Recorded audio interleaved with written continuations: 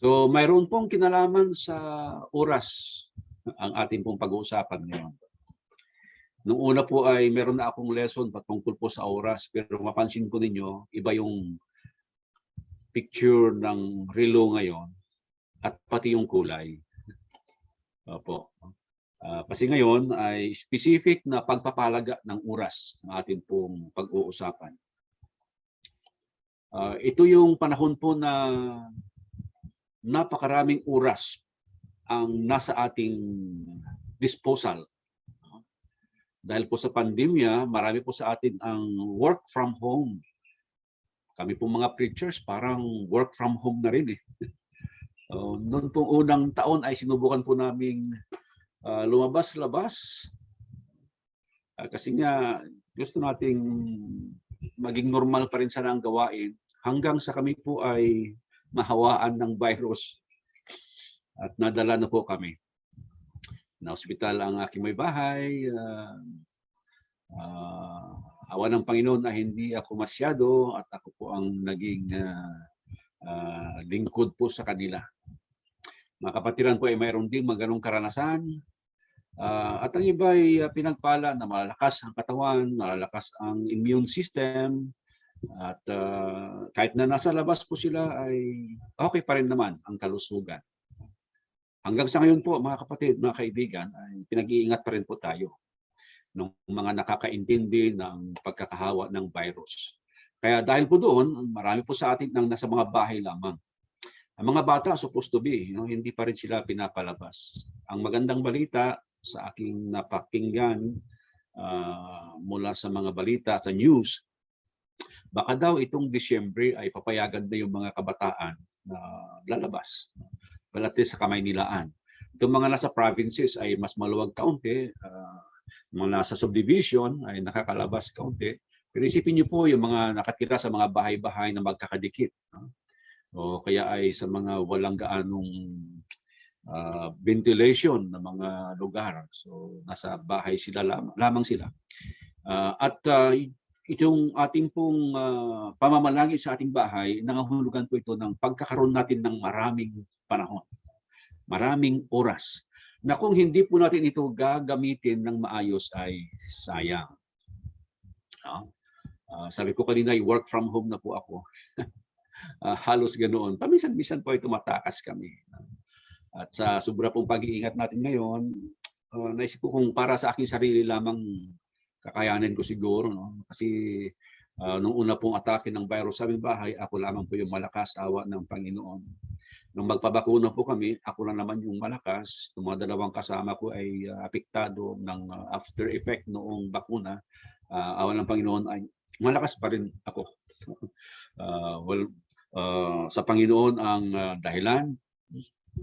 Siguro dahil din sa mayroon ako mga tinitake na medicines o vitamins plus BCO na sabi nga ng DOH o DOST ay proven na ngayon.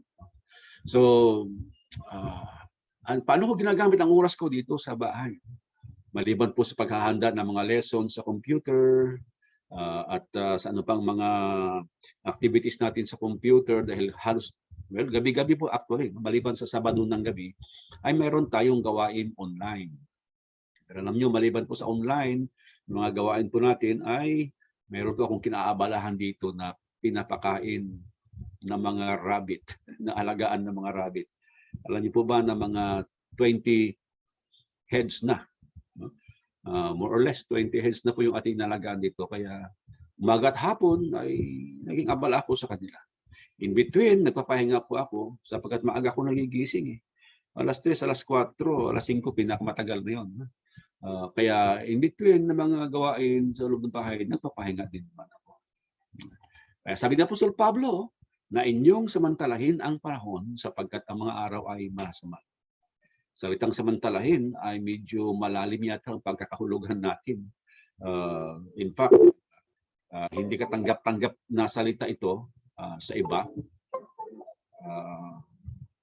Pero sa magandang balita Bible ay ganito lamang ang pagkakasabi. Gamitin ninyo ng lubusan para sa mabuti ang bawat pagkakataon, sapagat puno ng kasamaan ang kasalukuyan. Yan, no? So paggamit ng mabuti, lubusang mabuti sa ating panahon. At sa NIV ay ganoon din po ang pakahulugan niya. Making the most of every opportunity because the days are evil. So marami tayong opportunity ngayon na work from home tayo. Maliban po talaga sa mga inuurasan ang trabaho nila sa kanilang kumpanya. No? 8 hours ba kayong mga nag-work from home sa online? Okay? Siguro naman walang 10 hours. Ano? Ang mga security guards, nag-duty yan ng mga 10 hours.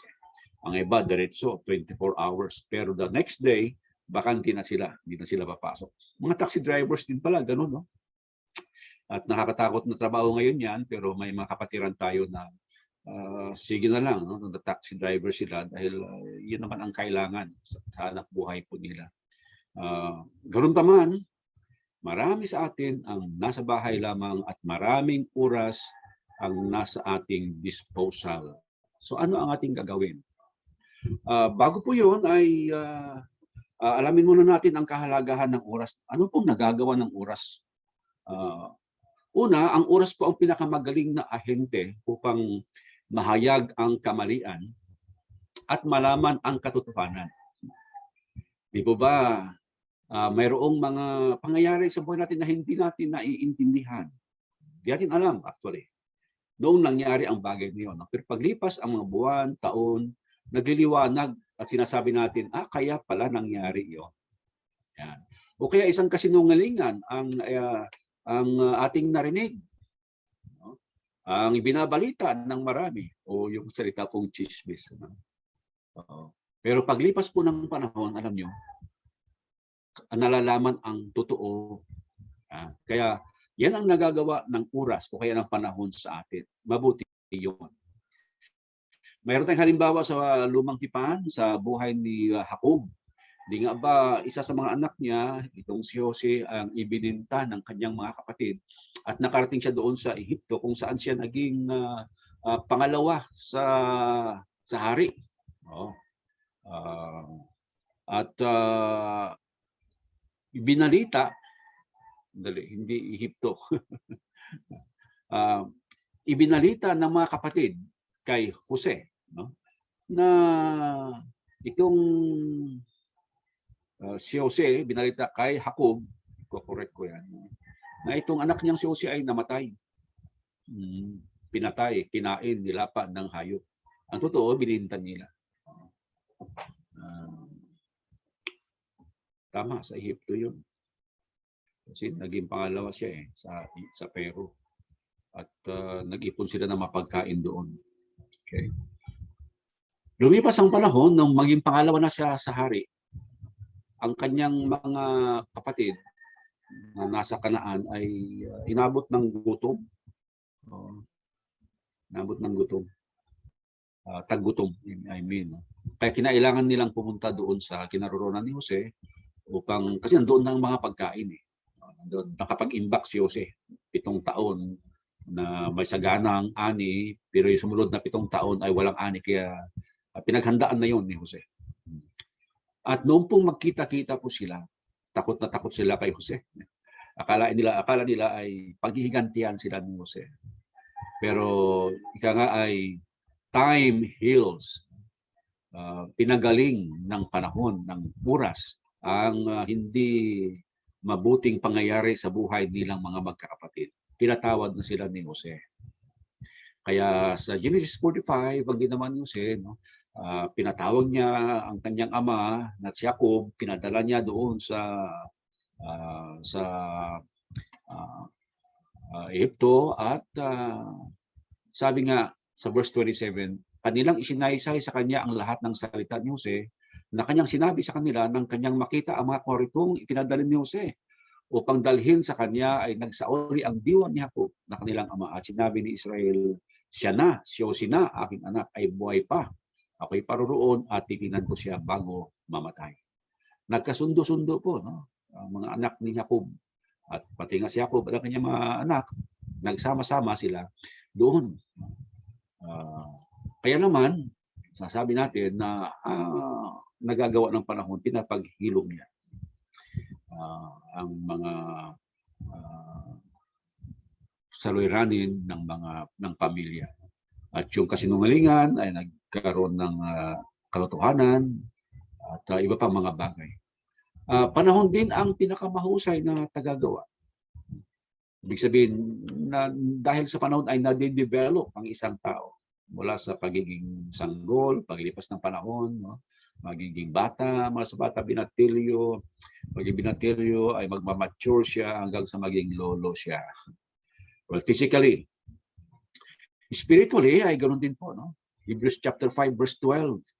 Sa paglipas ng panahon, pagluwat ng panahon, sabi nga, ang mga Kristiyano ay nararapat ng maging guro. So una, baby Christian tayo, pero kailangan nating lumago sa pananampalataya, kaya nag-aaral tayo eh. Sa linggo dati, meron tayong Bible study bago tayo manambahan ng 10:30. Sa ngayon, wala po tayo yung Bible study. Pinapaubaya natin sa mga bata yung 9:30 natin na Bible study. At tayo na mga adult, meron tayong midweek service, alas 7 ng gabi, tuwing Miyerkules. O kapag hindi pa kayo magkasya roon, meron pa tayong Huwebes, pwede kayong sumali din doon sa gawain sa Tagaytay. At napakabuti, marami po tayo mga kapatiran. May mga kapatid tayo sa Salawag na gabi-gabi ay sumasama sa amin sa Church Planting Institute classes. Kasi ang CPI classes po, nag-uumpisa yan ng Lunes, Martes. Tapos Miyerkules midweek na, Huwebes midweek na, Biyernes po ulit, merong midweek, merong ulit CPI class. At soon, mag-uumpisa po ang Saturday classes natin. Kaya yun po mga dumadalo sa mga pag-aaral na ito, tiyak natin, mas maraming alam, no? At magiging mga teachers na rin po sila. Yan. Sabi ng sumulat ng Hebreo, sapagkat nang kayo'y nangarapat ng maging mga guro, dahil sa kaluwatan, ay muling kayo'y nangangailangan na kayo'y turuan ninuman ng mga unang simulain ng aral ng Diyos at naging tulad sa mga nangangailangan ng gatas at hindi ng pagkain matigas. Para bagang naninigil yung nagsasalita, no? Pinapatungkulan niya itong mga naging Kristiyano na ng matagal, sabi niya, nung bata pa kayo sa pananampalataya, okay lang yun. Pero ngayon, lumipas na ang panahon, dapat mga guro na sana kayo, sabi niya. Ano? Kailan kayo, sabi niya, kailangan nyo ulit yung gatas eh. So pinapaalalahanan sila. Okay. So dahil sa panahon, dapat maging guro tayo. Kaya meron akong narinig itong isang preacher daw ay talagang kinastigo yung kanyang mga tagapakinig.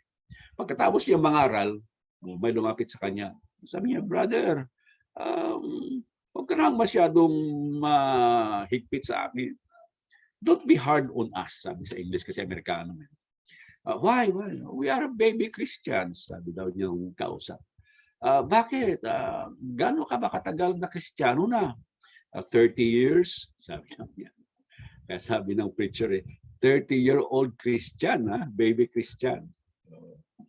Sino ba sa atin ang 30 years na ng pagiging Christian? Hindi na po tayo pwedeng tawaging baby Christian.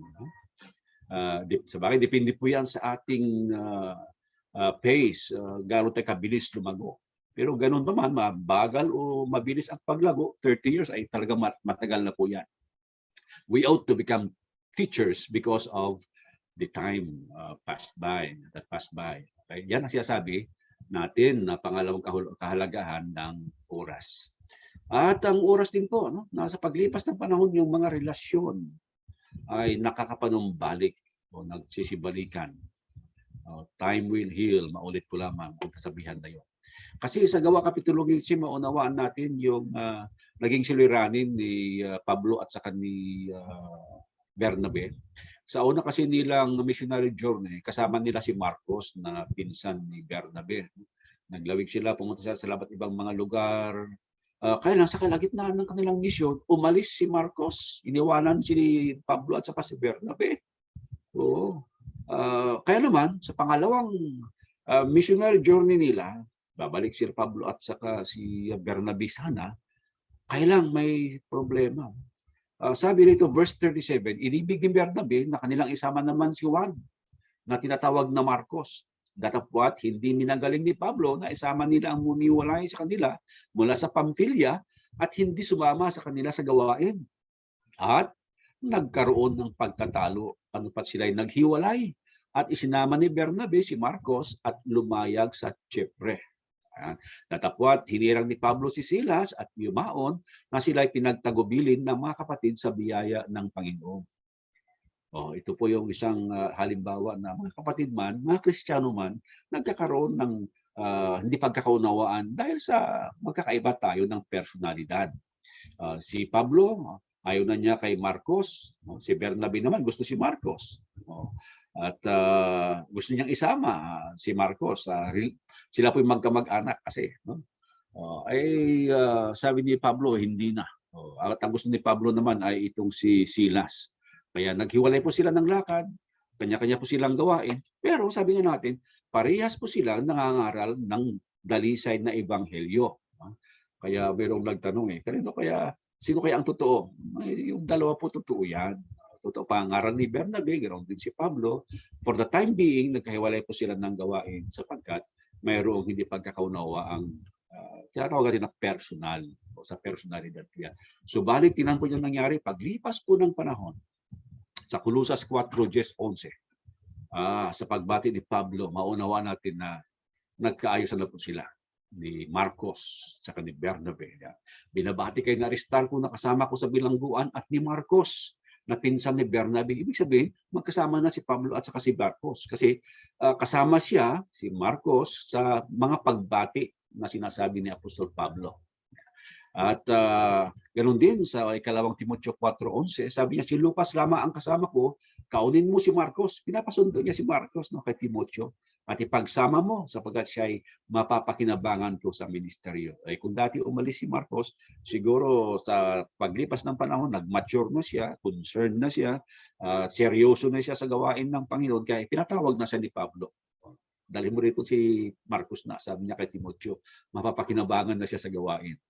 Dahil sa panahon, sa oras lumipas, ay naitama na ang mga relasyon mayroong laman. At tungkol po sa karagahan ng oras ay maunawa na po natin mula sa ating pinaka-teksto pa kung saan ay sinasabi ni Apostol Pablo, samantalay natin yung oras habang mayroon po tayo. Lubusang nagamitin natin sa kabubuti ang ating oras. Making the most of every opportunity na wala tayong palalampasin. Sabi nga po, ang word na opportunity, para daw siyang isang tao na wala pong buhok sa likod. Na kapag lumampas siya, hindi mo na siya mahuhuli. Hindi nga ba yung buhok, kapag mayroong kabuk dito sa ulo, pwede kang hawakan doon at mapipigilan ka. Pero ang oras ay ganun po, wala na. Pag lumipas ang alas 7 kaninang umaga, hindi na babalik yung alas 7 kaninang umaga. Bukas, ibang alas 7 na po yon. Alas 7 na po ng Lunes yon.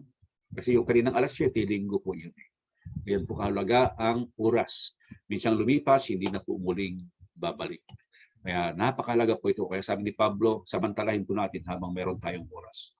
Sa Lumang Tipan, o sa 89 verse 47 ng mga awit, sabi roon, alalahanin mo kung gaano kaikli ang aking panahon.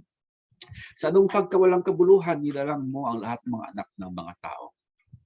Maikli ang panahon po natin dito sa lupa. Hindi sa lahat ng pagkakataon, meron tayong oras. Nauubusan po tayo ng oras kung ating pong pag-aaralan yan. Ecclesiastes 9:12, sapagkat hindi rin nalalaman ng tao ang kanyang kapanahunan. Kung paano ang mga isda na nahuhuli sa masamang lambat, kung paano mga ibon na nahuhuli sa bitag, gayon ang mga anak ng mga tao ay nasisilo sa masamang kapanahunan pagka biglang nahuhulog sa kanila. Wala katiyakan nating oras. Hindi natin alam. Para tayong ibon na mabibitag na lamang. Para tayong mga hayop na masisilo na lamang. Hindi natin alam na, panahon na pala. Oras na pala para lumisan. Sapagkat hindi natin nalalaman ang ating kapanahunan, sabi po ng Ecclesiastes 9:12. Ang Panginoong Hesus po ay nagpahiwatig ng pagpapahalaga po niya sa oras. Di nga ba sa 1 Way 4, sabi niya, atin nang gawin ngayon ang gawain ng aking ama, nagsugo sa akin. Samantalang araw, dumarating ang gabi na walang taong makagagawa. Habang may araw pa, habang may oras pa. Kasi nga, noong panahon, wala naman silang kuryente, madilim, paggabi sa kanila. Kaya ang araw lamang ang kanila pong panahon para gumawa. Kaya ganito pagkakasabi ng Panginoong Hesus. Walang idea ay habang may pagkakataon. Ngayon, ang iba ay nagtatrabaho sa gabi. Kaya baliktad, di ba? Sa araw, pwede silang matulog. So ang idea ay habang mayroon kang panahon, habang ang oras ay nasa iyo, gawin mo na ang nararapat mong gawin. Sa talinghaga ng Panginoong Hesus tungkol sa mga manggagawa sa ubasan, no? Mapansin natin na ganun pa rin ang pagpapahalaga niya sa oras. Sa 20 verses 1 to 16 ng Matthew, sabi niya, sapagkat ang kaharian ng langit ay tulad sa isang tao na puno ng sangbayan, na luwabas pagka-umagang umaga. Natin alam anong oras, basta maagang-maaga lumabas na. Naghanap siya ng mga magtatrabaho sa kanyang ubasan at siya nakipagkasundo sa mga manggagawa sa isang denaryo sa bawat araw. Sa talinghaga ito. Sa unang oras po yan, no? Sumunod na oras, nakipagkasundo siya ulit, no? At ang bayad sa kanila isang denaryo pa rin. Pangatlo na pagkakataon, lumabas siya muli, nakita niya mga tao roon, ganoon pa rin ang pakikipag-usap, pakikipagkasundo niya. Isang denaryo, isang araw. At doon po sa kahuli-hulihang bahagi ng araw, verse 6, at lumabas siya ng malapit na ang 11 oras at nakasumpong siya ng mga iba na nakakatayo. At sinabi niya sa kanila, bakit kayo ay nakakatayo rito sa buong maghapon na walang ginagawa? Sinabi nila sa kanya, sapagkat sinumay walang umupa sa amin. Sinabi niya sa kanila, magsiparito din naman kayo sa ubasan. Kasi pong sistema ng mga panahon na yon, no? Ang mga gusto magtrabaho ay doon lamang sila tatambay sa isang lugar. At yung mga magpapatrabaho naman, may mga ubasan na liba, pupunta sila doon sa lugar na yon. At sino mga nandun ng mga tao, kakausapin nila, magkakasundo sila na sila ay magtatrabaho sa kanyang ubasan. Itong mga taong ito ay 11th hour na. So kung isang araw ay mayroong 12 hours, 6 to 6, kasi yun po ang bilangan ng mga Hudyo, mga alas 5 na, nandun pa itong mga tao, walang kumuha sa kanila na magpapatrabaho. Isang oras na lamang sana ay tapos na yung araw. Hindi, pwede na sana silang umuwi na lamang, pahinga na lamang, bukas na lang, sabihin nila. Pero nang makita sila ng Panginoon, ng ubasan, isang oras na lamang tinawag sila ulit. Pinatrabaho sila. Sa isang oras na lamang, napakalaga pala sa kanya. At sa dulo po ng kwento ay nagreklamo yung iba. Bakit itong mga tao ito, isang oras lang sila nagtrabaho, binigyan mo rin ng isang denaryo. Kami, mula pa kaninang umaga.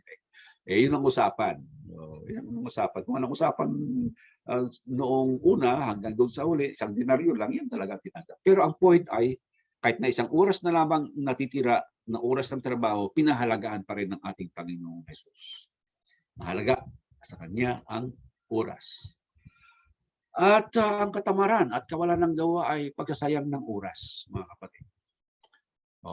Kawikaan 19:15, katamaran ay nagbabaon sa mahimbing na pagkakatulog at ang tamad na kaluluwa ay mangungutom. Kami pong mga bata noon sa pamilya ay lagi tinuturo. Kami po yung mga anak ng mga farmers at ganoon din ng mga tiyuhin, ng mga hard workers, mga masisipag sa kanilang mga trabaho. At alam niyo po ang lagi sinasabi sa amin, no work, no food, walang pagkain. Yung mga totohanan, biblical po ito. Kawikaan 23:21, sapagkat ang maglalasing at ang mayamo ay darating sa karalitaan at ang antok ay magbibihis sa tao ng pagkapulubi. Ang lalasing, marami silang oras siguro. Kaya sasayagin niya ang oras niya doon sa pag-iinom, paglalasing. Mayamo, ito pala yung magaling kumain. Glutton sa English yan. Yung word na masiba. At sa Batangas mayroong barangay masiba. Ewan ko bakit tinawag nila ang barangay nila na masiba. Pero sabi ay darating sa karalitaan ang ganoon. Tapos yung inaantok palagi. So kung inaantok palagi, gusto niyang matulog palagi. Katamaran yun. Pagsasayang ng oras yun.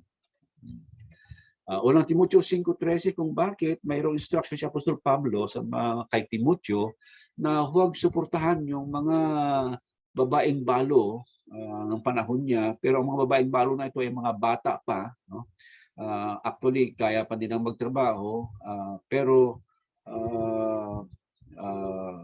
iba ang kanila pong mga ginagawa sa halip. Ano ito? No?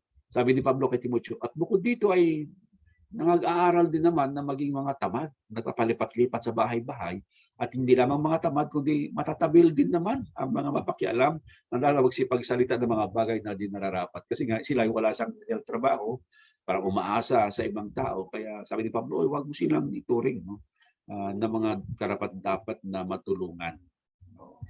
Meron silang oras, kaya pa nila, nagsasayang lang sila sa oras. So, paano natin magagamit ang panahon ng oras na hindi po masasayang ito? Sabi ko nga ay napakarami tayong oras ngayon. Una po, kailangan meron tayong laging ginagawa. At tayong laging kinaabalahan. Kaya ang tanong nga ano pang ginagawa mo kung wala kang ginagawa? Alam niyo po, kung isang tao ay walang ginagawa, idle sa English, may kasabihan po, an idle mind is the devil's workshop. Yung pong isip na walang iniisip, walang ginagawa sa mga tuwid, ay doon naman kumikilos, gumagawa ang dyablo. Kaya napakaganda na lahat ng oras ay meron tayong gagawin na makabuluhan naman. Kawikaan 6:6, pumaroon ka sa langgam, ikaw na tamad, masdan mo ang kanyang malakad at magpakapantas ka. Magpakapantas ka. Magkaroon ka ng unawa sa mga ginagawa ng mga langgam. Bakit sila abalang-abala? Naghahakot pala sila ng pagkain. Nag-iipon sila ng pagkain. At iniimbak nila doon sa ilalim ng lupa. Diba? Yung kwento ng mga elementarya pa tayo.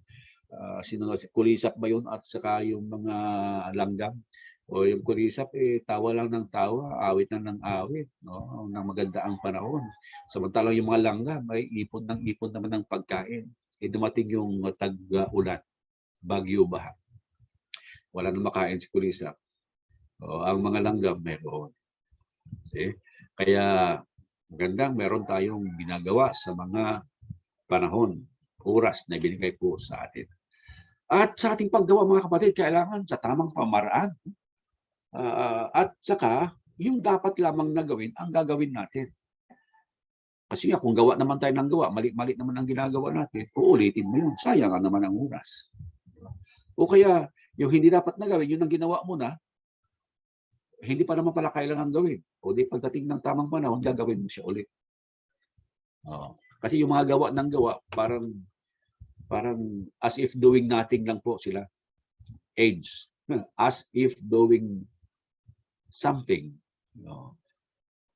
Mga nag-opisina, na busy-busy sa opisina, wala naman natatapos. As if doing something lamang sila. O sa bahay kaya, abalang-abala ka, kunyari, wala namang natatapos o wala namang nangyayari kasi wala sa plano ang iyong mga ginagawa. Walang tamang sistema, mali-mali. Uulitin mo na naman. O kaya hindi dapat na gawin, ginagawa mo na. Sabi ng Apostol Pablo, datapwat gawin ninyong may karapatan at may kaayusan ang lahat ng mga bagay. Decently and in order ang ating mga paggawa. At iwasan po natin ang pagkipagkwentuhan. Well, ito pong panahon na ito, mahalaga po yung pakakapagkwentuhan. Pero pakikipagkwentuhan na mayroong kabuluhan.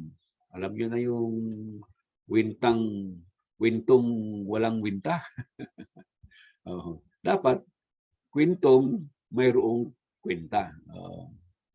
Kailang mayroong mga napapasabak sa rin ng WWW.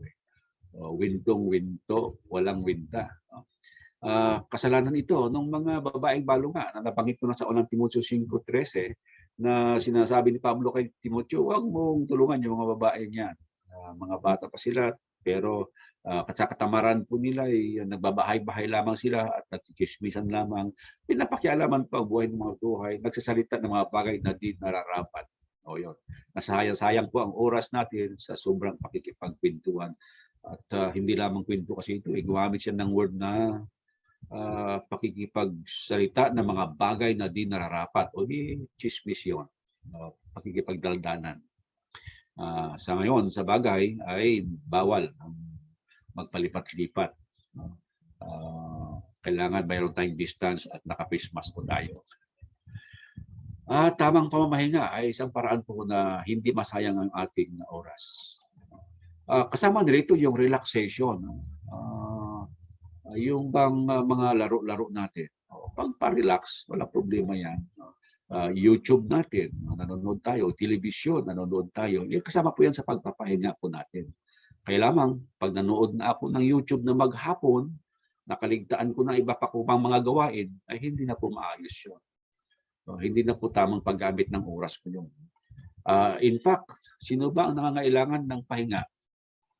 Ang mga nangangailangan ng pahinga ay ang mga walang oras nagpahinga. Ang nangangailangan ng mga relaxation, ng mga activities, ay yung mga taong walang panahon na mag-relax. Pero kung marami kang panahon ng pag-relax, maghapon na ay nagre-relax ka, ay hindi na po relaxation yung pag-uupa. Pagsasayang na po ng oras po yun. Kaya magiging accountable po tayo sa Panginoon paano natin ginagamit yan. Sabi ng Kawikaan 24:33 hanggang 34, kaunti pang tulog, kaunti pang idlip, kaunti pang paghahalo-kip-kip ng mga kamay upang matulog. Gayon darating ang iyong karalitaan na parang magnanakaw at ang iyong kasalatan na parang nasasandataang tao. Opo, sa pagsasayang natin ng oras, maaaring dahilan upang tayo ay maghirap. Kasi hindi natin namamanis na mabuti ang ating oras. Baka mamaya pati trabaho natin napapabayaan na. Obligasyon natin sa ating kumpanya napapabayaan na. Ganoon din ang oras sa pamilya, oras sa mga anak. Kung may basis ka, mayroon kang dapat oras para sa kanya. At sa iba pang responsibilities mo sa buhay. Nakaplano ang mga ito. At hindi yung buong araw, buong gabi kaya ay nagre-relax ka na lamang sa pamamaraan na gusto mong mag-relax. Tandaan po natin, ang taong nangangailangan ng relaxation ay yung taong walang panahong mag-relax. Yun po ang ating rule. At dapat ay gugulin natin ang oras para po sa Panginoon. Ito yung hindi natin ma-overdo. Hindi po natin masusobrahan ito. Kung sa ibang bagay na paggamit ng oras ay masusobrahan natin, yung pong ating mga gawain para sa Panginoon, kahit ilang oras ang ating gagamitin, hindi mo masusobrahan yan. We cannot overdo our service to God. Lagi tayong kinakapos. Kaya nag-iisip ako minsan, dahil para tayong work from home, ano pa ang magagawa natin mula sa bahay natin para sa mga kapatiran? Kaya naisip natin itong mga online activities po natin. Pwede sana tayong maghapon na lamang na nakatunganga. Allocate na lang, pahinga, tulog at mag-TV, kung ano na lamang. Pero iisipin natin, paano na ang ating gawain sa Panginoon? Hindi natin siya inuuna kapag ganoon. Matthew 6:33 nagpapaalaala sa atin. Hanapin muna ninyo ang kanyang karyat at ang kanyang katuwiran. Lahat ng mga bagay na ito ay pawang idaragdag sa inyo. Alam niyo, mayroon tayong niwala, mga kapatid. Kaya siguro hindi tayo tumatanggap ng mga idinaragdag ng Panginoon. Alam niyo, mga idinaragdag, mga bonus yan eh. Yung mga bagay-bagay na kinababalisahan ng tao. Matthew 6 ang background po niyan. Pagkain, bihis, binibihis, inumin, kasi yun lang naman ang initial nung panahon na yun ang basic needs ng tao. Nadagdagan na lamang itong panahon po natin. Yun ang mga kinababalisahan. Sabi ng Panginoon, unahin mo lang siya. Yung mga kinababalisahan mo, idaragdag na lamang ng Panginoon nyo. Tayo, hindi natin siya inuuna. Kaya yung mga bonus, hindi natin natatanggap. Subukan po natin ang Panginoon. Subukan ninyo. Unahin po natin siya sa lahat ng ating decisions, lahat ng ating plano. Idaragdag na sa atin ang mga bagay-bagay na ating pong inaalaala, kinababalisahan. At sabi ko nga, hindi natin masusobrahan ang paggamit natin ng oras para po sa Panginoon. Lagi po tayong kinukulang yan. Yun ay kung ating puso ay para po sa Kanya.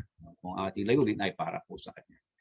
Kaya in conclusion, mga kapatid, maunawaan talaga natin na napakalaga ang oras. Huwag nating sayangin ito at sa halip ay gumawa po tayo ng makabuluhan. Makabuluhan. Unang-una para po sa Panginoon, siyempre. And then para sa atin, sa ating pamilya, sa ating mga anak, no? At yung sa ating pinagtatrabahuan din naman. Ang ating tanong nga ay, mayroon pong 168 hours sa isang linggo. Ilan kaya ang para sa Diyos? Yun lang ba ang isang oras na ating pananambahan? Yun lang ba ang pwede nating ibigay sa Kanya? At yung iba, binabawas pa. Binabawasan pa yung isang oras. O, paano? Di agad-agad nakakakuan. Yung iba ay kinakaligtaan pa yung isang oras sa isang linggo.